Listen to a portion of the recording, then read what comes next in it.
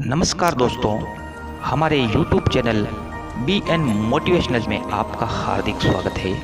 हनुमान जी और बाली के बीच भयंकर युद्ध हुआ। बाली ने कई मील भागने के बाद अपनी जान बचाई। यहाँ तक कि बाली ने रावण पर भी विजय प्राप्त कर ली थी। त्रेता युग के सबसे शक्तिशाली योद्धाओं में महाबली बाली का भी नाम आता है। सुग्रीव के भाई और अंगद के पिता, अप्सरा तारा के पति और वानर श्रेष्ठ ऋषि के पुत्र, ये देवराज इंद्र के धर्मपुत्र और किष्किंधा के राजा बाली को यह वरदान हासिल था कि जो भी योद्धा उसके सामने आएगा उसकी शक्ति आदि हो जाएगी और यह आदि शक्ति बाली में समा जाएगी। यही कारण था कि कोई भी योद्धा उसके सामने आने से डरता था। बाली ने अपनी इस अद्भुत शक्ति के दम पर दुमदुभी असुर का वध किया था। यहाँ तक कि रावण के पास भी जब बाली की चर्चा पहुंची तो वे भी उससे लड़ने आदमका। हालांकि बाली के सामने रावण की एक न चली। कथा के अनुसार बाली ने रावण को अपनी काख में 6 माह तक दबाए रखा था। अंत में रावण ने उससे हार मान ली और उसे अपना मित्र बना लिया। बाली का घमंड इससे बहुत बढ़ गया। रावण को हराने में कामयाब रहे बाली का घमंड आखिरकार हनुमान जी ने कैसे तोड़ा।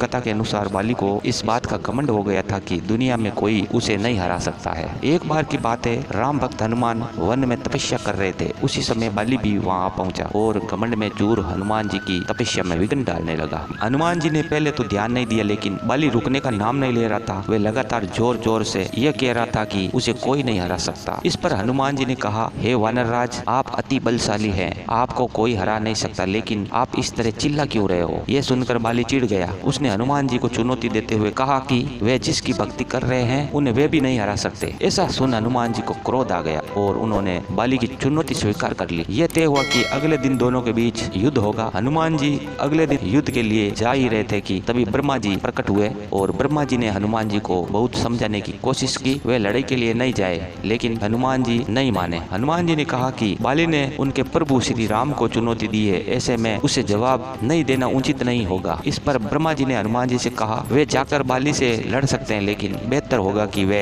अपनी शक्ति का 10वां हिस्सा ही लेकर युद्ध के लिए जाए। ब्रह्मा जी ने कहा कि हनुमान जी अपनी शेष शक्ति अपने आराध्य के चरण में समर्पित कर दो और युद्ध से लौटकर ये शक्ति फिर हासिल कर लेना।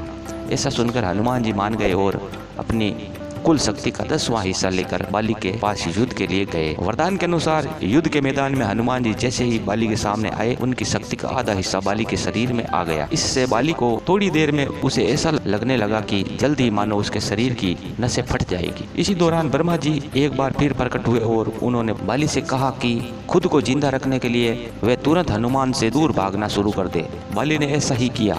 वे लगातार भागता रहा ताकि उसकी ऊर्जा खत्म होने लगे। कई मील दौड़ने के बाद उसे राहत महसूस हुई। उसने देखा कि सामने ब्रह्मा जी खड़े हैं। ब्रह्मा जी ने बाली से कहा कि तुम खुद को दुनिया में सबसे शक्तिशाली समझते हो, लेकिन तुम्हारा शरीर हनुमान की शक्ति का थोड़ा सा हिस्सा भी नहीं संभाल पा रहा है, जबकि वे केवल अपनी 10% शक्ति लेकर लड़ने आए थे। सोचो, यदि संपूर्ण शक्ति होती तो क्या करते। फिर बाली को बात समझ में आ गई और उसे अपनी गलती का एहसास हुआ। बाद में बाली ने हनुमान जी को प्रणाम किया और क्षमा मांगी।